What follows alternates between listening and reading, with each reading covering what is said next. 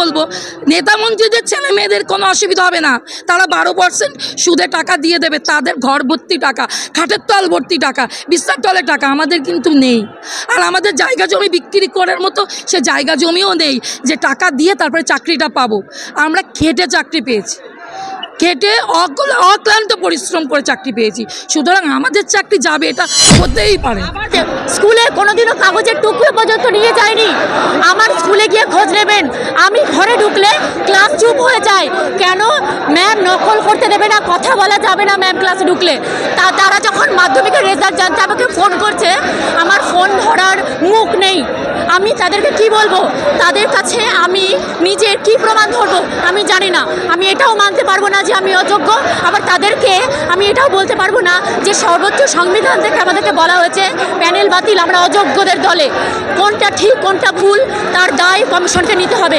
Commission বাবা মা যদি এইরকম করে, বৈমাত্রিক সুলভ আচরণ করে, তাহলে বাচ্চাদের যেরকম পরিস্থিতি হয়, বাবা মার দুর্নাম করতে পারবো না, আবার নিজেদের ক্ষতি সেটাও মানতে পারবো না। বলুন আমাদের কি করা উচিত? মাধ্যমিক উচ্চ মাধ্যমিকের খাতা দেখছি, তারা রেজাল্ট প্রকাশ করছে, আমরা ভোটার ডিউটি করছি, আর আজকে আমরা হঠাৎ করে অযোগ্য হয়ে গেছি।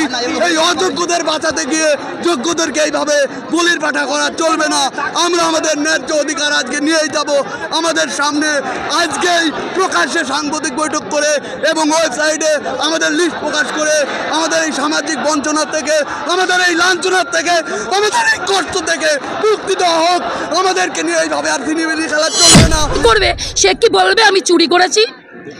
যে চুরি করবে, এই দেখুন আমি এখানে চুরি করেছি, তাহলে সিবিআইকে কেন কাজে লাগালো, ইডিকে কেন কাজে লাগালো, বাক কমিটিকে কেন কাজে লাগালো?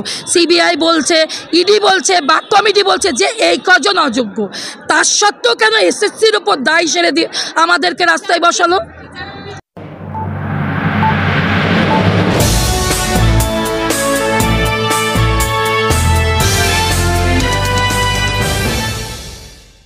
প্রিয় দর্শক, আপনারা দেখছেন মাই ভয়েস, আর আমি মঞ্জুর হোসেন রয়েছি আপনাদের সাথে। এসএসসি 9 to 12 গ্রুপ সি এবং ডি এক লহমাই হাইকোর্টের এক অর্ডারে কিন্তু চাকরি চলে গেছে প্রায় 25,000। আজ দীর্ঘ 12 দিন হলো। আজকে যাদের চাকরি চলে গেছে সেই যোগ্য চাকরি যারা করছিলেন তারাই পথে নেমেছেন এসএসসি দপ্তর ঘেরাও করবেন বলে। যারা যোগ্য তাদেরকে আমার একটাই প্রশ্ন থাকবে যে তাদেরকে এই স্কুলের চক ডাস্টার ছেড়ে কেন আজকে রাস্তায় নামতে হয়েছে। চলুন তাদের কাছ থেকেই জানার চেষ্টা করি। সার্ভিস কমিশন বা স্কুল সার্ভিস কমিশনে অবিলম্বে স্কুল সার্ভিস কমিশনকে ঘোষণা করা হোক তারা অযোগ্য, তারা ইচ্ছাকৃত চালে কাপড় মিশিয়েছে। আমরা সঠিকভাবে লিগালি নিয়োগ পেয়েছি, আমাদের নিয়োগ ফিরিয়ে দেওয়া হোক, এটাই আমাদের দাবি। আমাদের লিস্ট দিয়ে দিলে আমরা 5 মিনিটের মধ্যে এখান থেকে খালি করে দেবো।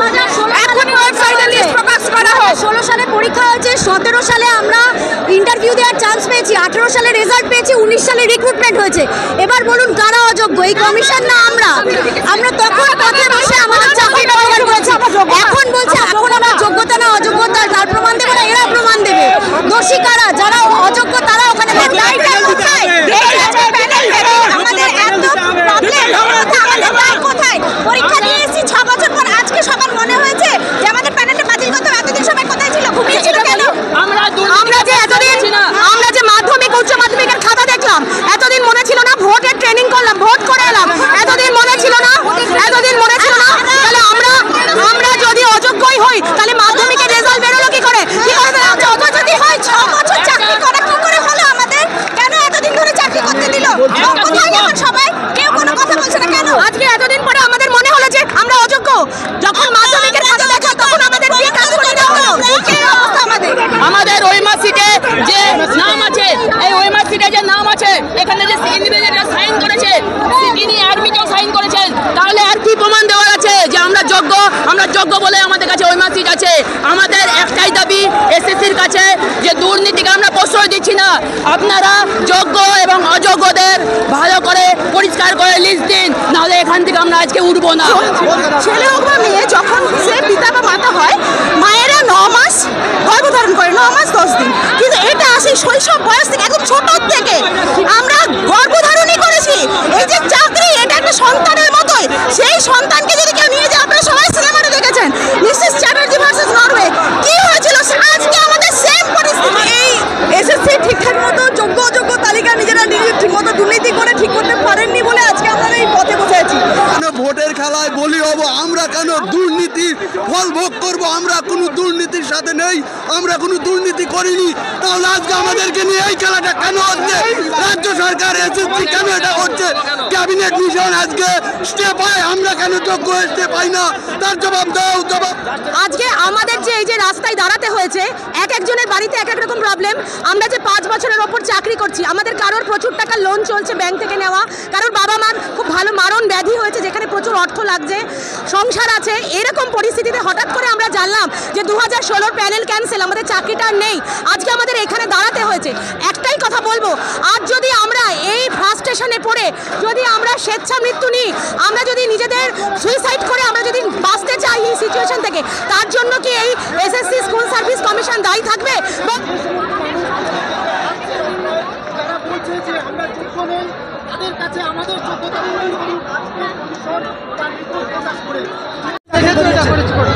ছয় বছর চাকরি করেছি আজকে আমরা, 6 বছর চাকরি করে আজকে আমরা কেন যোগ্য যে শিক্ষকরা আজকে আমরা চেয়ার টেবিলে বসে আজকে আমরা বোর্ডে পড়াতাম, আজকে আমাদের চেয়ার টেবিল ছেড়ে চক ডাস্টার ছেড়ে কেন আজকে আমাদের অসম্মানিত হয়ে রাস্তায় দাঁড়াতে হলো?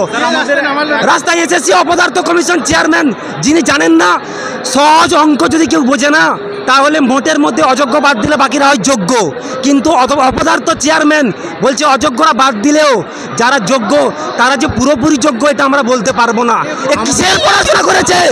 চেয়ারম্যান হয়েছে, ছি ছি ছি, চেয়ারম্যান হয়েছে, পড়াশোনা করেছে কি? পড়াশোনা করলে মানুষ সহজ একটা অঙ্ক বুঝতে পারে না যে অযোগ্যদের বাদ দিলে যারা যোগ্য হয়, আর কিনা বলে যারা যোগ্য তারা সঠিক যোগ্য কিনা বলতে পারবো না। তাহলে আমাদেরকে 6 বার 8 বার আমাদেরকে ভেরিফিকেশন করে আমাদেরকে চাকরিটা দিল কিসের এতে? আমরা কি দানের পাত্র? আমাদের যোগ্য মেধা আছে এখানে, একজন আছে 10টা 5টা চাকরি ছেড়ে দিয়ে ঘরের কাছে চাকরি করতে এসছে, তারা কি দোষ করেছে? তাদের বাড়িতে আজকে ভাতের হাঁড়ি উঠছে না, তার জবাব দিতে পারবে? এত সম্মানীয় একটা চাকরি, কত প্রলোভন, কত কিছু ছেড়ে নিয়ে এত কষ্ট করে একটা চাকরি আমরা পেয়েছি, এই রকম একটা দুর্যোগের সময়ে তাদেরও কিনা 6 বছর পর প্যানেল বাতিল করতে হলো। বাড়িতে নীরবেই বসে দেখেছি, মনে হয়নি বুক বাজিয়ে বলার দরকার আছে আমরা যোগ্য। কারণ আমরা এতদিন জেনে এসেছি সংবিধান আছে, দেশে আইন কানুন আছে, কমিশন সংবিধানে চলে, আমরা সংবিধানে চলি, সুতরাং বুক বাজিয়ে বলার যাকে তাকে প্রমাণ করার কোনো দরকার নেই, ঠিক আছে? কিন্তু পিঠ বাঁচাতে, কিছু জনকে রক্ষা করতে পুরো 6 বছরের একটা চাকরিকে, প্যানেলকে পুরোটাকেই বাতিল করে দিতে হলো। এইটুকুটা সবচেয়ে বড় একটা ব্যাপার হলো যে দুর্নীতি হলো। আচ্ছা দুর্নীতি হলো, তারপরেও আপনারা এইটুকুটা করতে পারলেন না যে যারা যোগ্য তাদেরকে পর্যন্ত পথে বসিয়ে দিলেন। মানে আপনারা এটা ভাবলেন না যে কোনো সংগঠন নেই? দেখুন মিডিয়া, কোনো সংগঠন থেকে আমরা আসিনি, এমনি যোগ্যরা শুধু সম্মানের চাকরি থেকে সম্মান বাঁচাতে এসেছি, আর কিছু না। এরকম না যে আর কোনো চাকরি পাবো না দাঁড়ালে, যদি সুযোগ থাকতো আরও এসএসসি হতো, প্রত্যেকবার এসএসসি পেতাম, প্রত্যেকবার স্কুল সিলেকশনের অধিকার পেতাম, কিন্তু আমাদেরকে দেওয়া হয়নি। বরং যে চাকরিটা আমরা এত খেটে খুঁটে এত যোগ্যতার সহকারে আমরা পালন করে এসেছি, হঠাৎ করে বাড়ি গিয়ে জানলাম যে এই চাকরি বৈধ নয়। কি করে বৈধ নয়? কোন পদ্ধতিটা আমরা পালন করিনি, কোন কাগজটা আমাদের দিতে হবে যাতে প্রমাণিত হবে যে আমরা যোগ্য? আমাদের স্কুলে কোনোদিনও কাগজের টুকরো পর্যন্ত নিয়ে যায়নি। আমার স্কুলে গিয়ে খোঁজ নেবেন, আমি ঘরে ঢুকলে ক্লাস চুপ হয়ে যায়। কেন? ম্যাম নকল করতে দেবে না, কথা বলা যাবে না ম্যাম ক্লাসে ঢুকলে। তারা যখন মাধ্যমিকের রেজাল্ট জানতে আমাকে ফোন করছে, আমার ফোন ধরার মুখ নেই। আমি তাদেরকে কি বলবো? তাদের কাছে আমি নিজের কি প্রমাণ ধরবো আমি জানি না। আমি এটাও মানতে পারবো না যে আমি অযোগ্য, আবার তাদেরকে আমি এটাও বলতে পারবো না যে সর্বোচ্চ সংবিধান থেকে আমাদেরকে বলা হয়েছে প্যানেল বাতিল, আমরা অযোগ্যদের দলে। কোনটা ঠিক কোনটা ভুল তার দায় কমিশনকে নিতে হবে। কমিশন বাবা মা যদি এইরকম করে, বৈমাত্রিক সুলভ আচরণ করে, তাহলে বাচ্চাদের যেরকম পরিস্থিতি হয়, বাবা মার দুর্নাম করতে পারবো না, আবার নিজেদের ক্ষতি সেটাও মানতে পারবো না। বলুন আমাদের কি করা উচিত? আপনারা বলছেন যে আপনারা অরাজনৈতিকভাবে এখানে সমবেত হয়েছে, কিন্তু আপনাদের দিকে নিয়ে রাজনীতি হচ্ছে, সেটা আমার একদম, আরে হাজার রাজনীতি করুক, যুগে যুগে হয়ে এসেছে, ঠিক আছে? তার চেয়ে উঁচু হচ্ছে এই মানবতা সংবিধান। তার তার উচ্চতে কোনো রাজনৈতিক দল না। যারা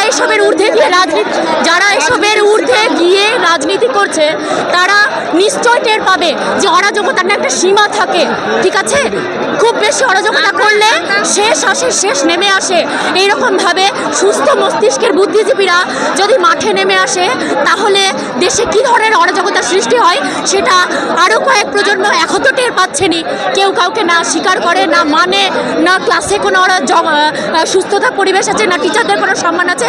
আরও টের পাবেন, দেখবেন সবাই না, আপনাদের ছেলেমেয়েরা তো উচ্ছনে যাবে, স্কুলের ভূমিকা শূন্য করে দেওয়া হবে। অর্থাৎ গত 13-14 বছর ধরে কোনো টিচার নেই স্কুলে। আপনারা ভাবুন স্কুলের ভূমিকাটাকে কি করে লঘু করে দেওয়া হলো। যে প্রফেশনে যাক না কেন বেসিক শিক্ষাটা তো নিতে হবে স্কুলে গিয়ে। সেই স্কুলটাকে কি অবস্থায় দাঁড় করালেন? স্কুলটাকে এত সম্মানের একটা চাকরিকে এইভাবে একটা পথে নামাতে আপনাদের লজ্জা করলো না? একদিন দুদিনের জিনিস নয় এটা। আমি মিডিয়াকেও এই ব্যাপারে যথেষ্ট পরিমাণে দোষারোপ করতে চাই, কারণ মিডিয়া লাইভ কভারেজ করেনি। তারা বহুদিন আগে থেকে শুধু আমরা যোগ্য প্রার্থীরা ছাড়া প্রত্যেকটা লোক, প্রত্যেকটা রাজনৈতিক দল, প্রত্যেকটা সংগঠন জানতো প্যানেল বাতিল হতে চলেছে। আমরা ছাড়া আমাদেরকে মুচলেখা লিখে নেওয়া হয়েছে, তবুও বুকের পাটা ছিল যে না, আমাদেরকে নিয়ে ছিনিমিনি খেলা, সংবিধানে আছি আবার কিসের রিপ্রেজেন্ট করার দরকার নেই। কিন্তু একটা রায় হয়ে গেল, তারপরেও কোনো সুরা হলো না, পথে নামতে বাধ্য হলাম। আপনাদেরকে জবাব দিতে হবে, কমিশনকে জবাব দিতে হবে, আমরা জবাব চাই। কোথাও কি গিয়ে অযোগ্যদের বাঁচাতে যোগ্যরা বলি হলো? সেটা তো অবশ্যই অযোগ্যদের বাঁচানোর জন্য শুধু নয়, যারা এসএসসি কর্তা, যারা মন্ত্রী নেতা, তাদের নিজেদের দোষটাকে লুকানোর জন্য আমাদেরকে ফাঁসিয়ে দিয়েছে, আমাদেরকে পুরো রাস্তায় বসিয়ে দিয়েছে। আপনি দেখুন সবাই কি সুন্দর রাস্তায় বসে রয়েছে, যারা ওই দপ্তরে বসে রয়েছে, বসে দেখুন এসি ঘরে বসে পা নাচাচ্ছা দেখছে যে যোগ্য নাচে, হ্যাঁ যোগ্য মানে চাকরি প্রার্থী, যোগ্য কর্মী, শিক্ষক কর্মী যারা এত কষ্ট করে চাকরিটা পেয়েছে, পড়াশোনা করে দিন রাত পড়াশোনা করে চাকরিটা পেয়েছে, তাদের আজকে কিভাবে রাস্তায় বসিয়ে দিয়েছে এইটাকে দেখান আপনারা। তারা কিন্তু এসি ঘরে বসে রয়েছে। আমার কথা হলো যে আমরা যদি যোগ্য হই তাহলে আমরা কেন রাস্তায় বসবো? আমাদের সাথে তারা কেন বসেনি? আমাদের স্যালারি অফ করা হচ্ছে, আমাদের চাকরি বন্ধ করে দেওয়া হচ্ছে, তাহলে তাদের কি হচ্ছে? তাদের তো একটা শাস্তি হওয়া উচিত ছিল। আর বিকাশ রঞ্জন ভট্টাচার্য ইচ্ছাকৃতভাবে সমস্ত কিছুকে তালগোল পাকাচ্ছে। গ্রুপ সি, গ্রুপ ডি, আর হচ্ছিল এইচএস মানে 11-12 শিক্ষক, 9-10 শিক্ষক, আমাদের সকলের আলাদা আলাদা প্যানেল, আলাদা আলাদা অ্যাডভার্টাইজমেন্ট, আলাদা আলাদা নিয়োগ। কোন ক্ষেত্রে কত মানে দুর্নীতি হয়েছে সেটাকে ক্লিয়ার করে বলুক। সমস্তকে একসঙ্গে করে বলছে এত দুর্নীতি হয়েছে কেন? আমরা 11-12 আমাদের 5,500 মতো নিয়োগ হয়েছে, তার মধ্যে 709 জন মানে গিল্টি। এই 709 জনের জন্য আমরা সবাই অযোগ্য। এটা কোথাকার, কোন দেশের বিচার ব্যবস্থা, কোথাকার বিচার ব্যবস্থা সেটা আমাকে একটু বলুন। 9-10 মাত্র 900 কতজন, তাদের মানে ওএমআর শিট ফাঁকা কিংবা র্যাঙ্ক জাম 900 কতজন স্যার? 952 জন। এদের জন্য পুরো প্যানেল খারিজ হয়ে যাবে, এটা কোনো কথা হলো? কি আর বলবো। আর হাইকোর্টের বিচার ব্যবস্থা যেটা হয়েছে আমরা এটা মানিই না। আমরা মানে ওটা একটা ন্যায়ালয়, ওটা একটা বিচারালয়। সব সময় আমরা চাইবো সেখানে একটা সঠিক বিচার হোক। এবং আমরা জানি বলে আমরা যোগ্যরা কখনো চেষ্টাও করিনি। আমরা সবাই জানি কি অযোগ্যদের নিয়ে কেস চলছে, আমরা কখনো দেখতেও যাইনি। আমরা জানি আমরা তো যোগ্য, আমাদের কিছু হবে না। এবং আমাদের কারোর কথা একটা শোনা তো দূরের কথা, আমাদের একটা করে নোটিশ ধরিয়ে দিয়েছে যে এই কেসটা আন্ডার চ্যালেঞ্জে রয়েছে। ঠিক তো বললাম স্যার? হ্যাঁ, আমাদের জোর করে সাইন করানো হয়েছে, আমরা কেউ সাইন করতে চাইনি, আমাদের জানতামই না ব্যাপারটা, আমাদের জোর করে সাইন করানো হয়েছে। HMDI জোর করে বলপূর্বক আমরা করতে চাইনি, না করতে হবে, এটা রুলস করিয়েছে। আচ্ছা সে মানলাম, ভাবলাম কি যে আমাদের কি হবে, আমরা তো যোগ্যভাবে পেয়েছি, যারা অযোগ্য তাদের যাবে। কিন্তু এই ঊর্ধ্বতন কর্তা এসএসসি বলুন, বিকাশ ভবন বলুন, পুরো এরা মিলিতভাবে যোগ্যদের সঙ্গে অযোগ্যদের মিলিয়ে দিল। কেন? যাতে অযোগ্যরা বেরিয়ে না যায়। আপনি হাইকোর্টে দোষ দিচ্ছেন, কিন্তু হাইকোর্ট বলছে যোগ্য অযোগ্যদের এমনভাবে মেশানো হয়েছে যাদেরকে আলাদা করা অসম্ভব। কে বলেছে?